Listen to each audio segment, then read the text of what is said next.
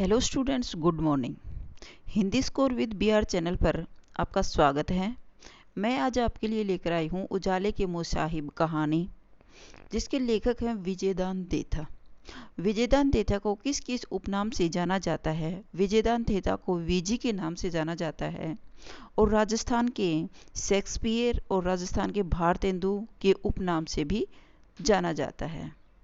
तो विजयदान देथा ने उजाले के मुसाहिब कहानी में एक मूर्ख राजा का वर्णन किया है, जिसे जैन मुनि अज्ञानता के अंधकार को दूर करने की बात करता है, परंतु मूर्ख राजा उस बात को न समझकर रात्रि के अंधेरे को दूर करने चल पड़ता है और वह रात्रि के अंधकार को दूर करने के लिए देखिए कौन कौन से प्रयास करता है, जिसमें हर कार्य में वो असफल रहता है। तो इस कहानी का सारांश मैं पहले वाली पीडीएफ में कर चुकी हूँ। अगर आपने इस स्टोरी को नहीं पढ़ा है तो उस पीडीएफ में जा करके आप उसको अच्छे से उस सारांश को पढ़ लीजिए। और आज करते हैं उजाले के मुसाहिब कहानी के प्रश्नोत्तर। तो चलिए स्टार्ट करते हैं। क्वेश्चन नंबर 1 है, उजाले के मुसाहिब की रचना किस विधा के अंतर्गत आती है? उजाले के मुसाहिब की रचना एक कहानी के अंतर्गत आती है। उजाले के मुसाहिब कहानी के लेखक कौन हैं?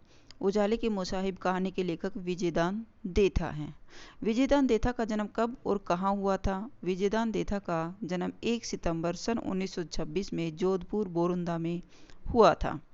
चकवा किसको और किसकी कहानी सुनाता है? चकवा चकवी को एक मूर्ख राजा की कहानी सुनाता है। नेक्स्ट क्वेश्चन है, मोस्ट इंपॉर्टेंट क्वेश्चन है, मुसाहिब का क्या अर्थ है? मुसाहिब का अर्थ है सहायक, परामर्शदाता। जो राजा का सहायक है, जिसे परामर्शदाता भी कहा जाता है। तो उजाले का मुसाहिब, उजाला यानी प्रकाश का, मुसाहिब उसका सहायक, राजा का सहायक, जो उजाले को लाने के लिए जो उसकी सहायता करता है राजा के। जैन महात्मा ने राजा को क्या उपदेश दिया था? जैन महात्मा ने राजा को उसके राज्य के काले घने अंधकार को मिटाकर उन्हें संपूर्ण राज्य में उजियारा फैलाना होगा। यानी अंधकार, यहाँ अज्ञानता के अंधकार का वर्णन किया है जैन मुनि ने, लेकिन मूर्ख राजा इस बात को नहीं समझ पाता है। अंधकार किसका प्रतीक? अंधकार अज्ञानता का प्रतीक है। अंधेरा मिटाने के लिए इसका उपाय किसने किया था? पहला उपाय किसने किया अंधकार को मिटाने के लिए? राजा ने। अंधेरा मिटाने के लिए राजा ने क्या उपाय बताया था? पानी की तरह अंधेरे को उलीचकर घर से बाहर फेंकने का। जिस प्रकार पानी को उलीचकर घर से बाहर फेंक दिया जाता है, तो राजा ने अपनी प्रजा से कहा कि इसी प्रकार रात्रि को पूरी रात भर इस उलीच कर इस अंधकार को अपने घरों से दूर कर दो।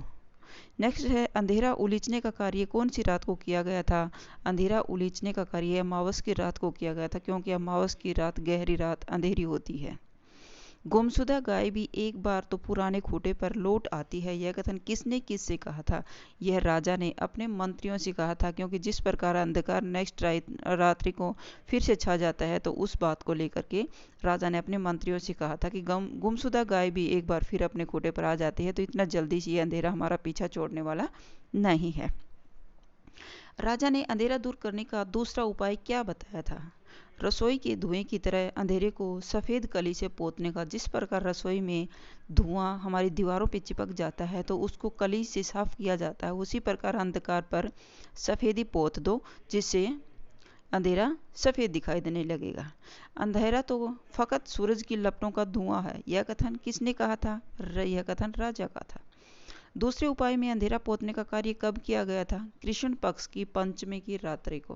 कृष्ण पक्ष फिर अंधेरे का पक्ष होता है। दीपक की लौ को देखकर राजा ने क्या उपाय सोचा? दीपक की लौ को देखकर राजा ने सोचा कि मसाल जलाकर भी अंधेरे को दूर किया जा सकता है। तीसरे उपाय में मसाल से अंधेरा भगाने का कार्य कब किया गया था? शुक्ल पक्ष की चतुर्थी की रात्रि को मसाल जलाने का कार्य किया गया था। राजा ने अपने दरबार के नवरत्नों की तुलना किससे की है? राजा ने अपने दरबार के रत्नों की तुलना 9 सूरज से की है। हाथी को बांधने के विचार से राजा के मन में कौन सा उपाय है? जिस प्रकार हाथी को बांध करके उस पर कंट्रोल किया जा सकता है, उसी प्रकार राजा ने कहा सूरज की किरणों को अगर हम बांध लेंगे तो हमारे राज्य में कभी अंधकार नहीं छाएगा। अंधेरे को भगाने का पंडितों ने 5वां उपाय क्या बताया? अब राजा प्रयास करके थक चुका है और वह पंडितों का सहारा लेने लगा है। तो पंडितों ने शंकर भगवान के नंदी जितना शुद्ध सोने का सांड दान करके 7 दिन का अखंड मौन रखना होगा, तब जाके हम इस अंधेरे को दूर कर सकते हैं। वही पंडितों वाला अंधविश्वास आ जाता है। राजा द्वारा सोने का सांड किसे दान करना होगा? पंडितों को, क्योंकि पंडितों को लेना होता है कि लाओ जो भी दान हमें देते जाओ, तुम्हारा भला होता जाएगा। राजा का भला हो ना हो या न हो, लेकिन पंडितों का तो जरूर हो जाएगा, सोने का सांड मिल जाएगा। तो पंडित सिर्फ खाने के लिए होते हैं। गरीबों के लिए क्या दान देने के बारे में बताया गया है? तो गरीबों ने कहा कि पंडितों को तो तुम्हें सोने का सांड दान करना पड़ेगा, और गरीब लोगों के लिए राजा दान करेगा गणेश भगवान के वाहन चूहे को सोने का बनवाकर गरीबों को दान करना पड़ेगा।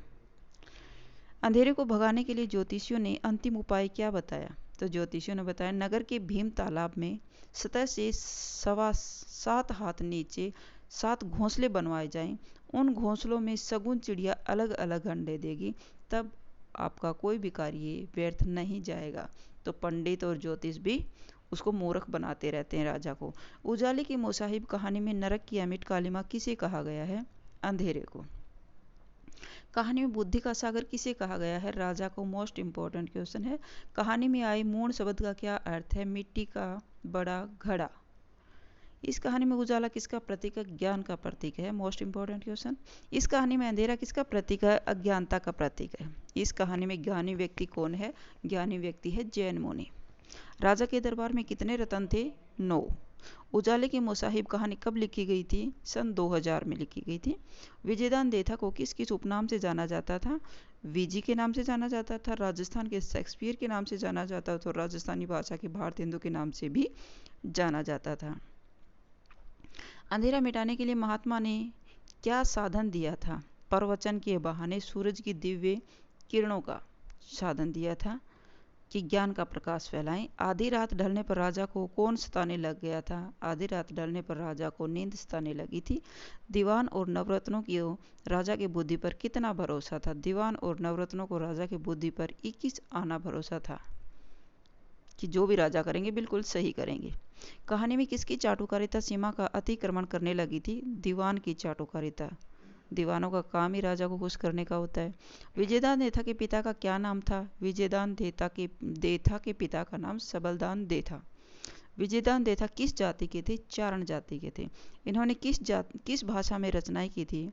विजयदान देथा ने राजस्थानी भाषा में रचनाएं की थी। बातारी फुलवारी किसकी रचना है? बातारी फुलवारी मोस्ट इंपॉर्टेंट क्वेश्चन है, जो विजयदान देथा की एक प्रमुख रचना है। बातानी फुलवारी में क्या संग्रहित किया गया है और कितने भागों में विभक्त है? बातानी फुलवारी 14 खंडों में विभक्त है, और इसमें लोक कथाएं संग्रहित की गई हैं। इस रचना के कौन कौन से खंड पर साहित्य पुरस्कार मिला था? इसके 10वें खंड पर साहित्य अकादमी पुरस्कार मिला था, जो राजस्थानी कृति पर पहला राष्ट्रीय पुरस्कार है। टीडो राव की एक कैसी रचना है? टीडो राव एक विजयदान देथा की रचना है, जो सबसे छोटा ग्रंथ है, जिसे पॉकेट में भी रखा जा सकता है। यह राजस्थानी भाषा की जेब में रखने लायक एक प्रथम पुस्तक थी।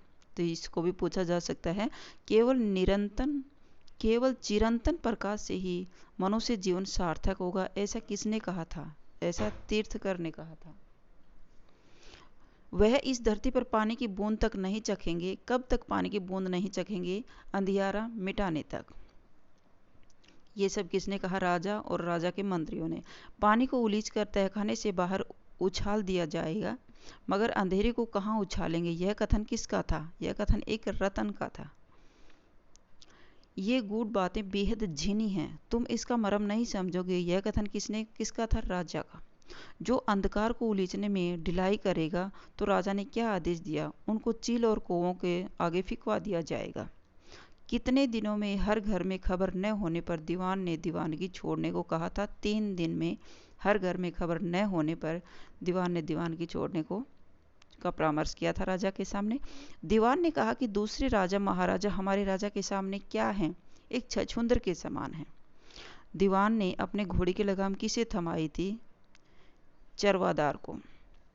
युग युगांतर से वह चिर अभ्यस्त अंधेरा आसानी से हमारा पीछा नहीं छोड़ेगा। यह कथन किसका था? राजा का था। इस तरह जला हुआ अंधेरा अब तो शायद ही जिंदा हो सकेगा। यह कथन किनका था? नवरत्नों का था। जला हुआ यानी मसाल जला करके जो धुएं को जला दिया गया था। राजा को किस पर विश्वास था? पंडितों के ज्ञान पर। उजाले की मुसाहिब कहानी कब लिखी गई थी? 1 मार्च सन 1998 में एतवार को लिखी गई थी और सन 2000 में ये प्रकाशित हो गई थी। राजा द्वारा अंधेरे को दूर करने के लिए किसी किए गए कार्य का क्रम क्या था? पानी की तरह उलीचना। दूसरा कार्य था सफ़ेद कली से पोतना। नेक्स्ट है इसका मसाल जलाना और फिर था किरणों को बांधना। तो ये आपका चैप्टर के क्वेश्चन आंसर कंप्लीट होते हैं। धन्यवाद। अगर आपको मेरी वीडियो अच्छी लगी तो प्लीज़ लाइक कीजिए, शेयर कीजिए और सब्सक्राइब करना न भूलें। फिर मिलते हैं नेक्स्ट वीडियो में। Bye bye.